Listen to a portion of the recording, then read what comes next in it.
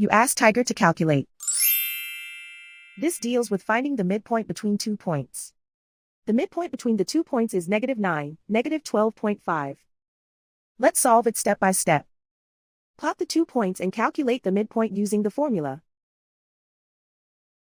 The coordinates of point 1 are, x1 equals -12, y1 equals -11. The coordinates of point 2 are, x2 equals -6, y2 equals -14. PM represents the midpoint of the 2 points.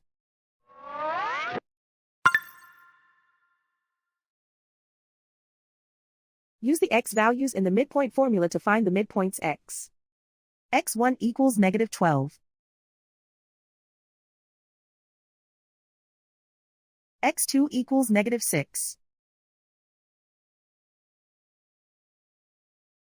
Simplify the arithmetic.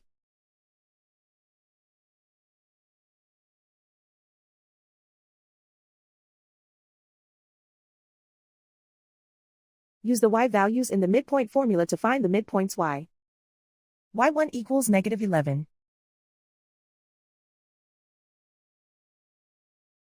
y2 equals -14. Simplify the arithmetic.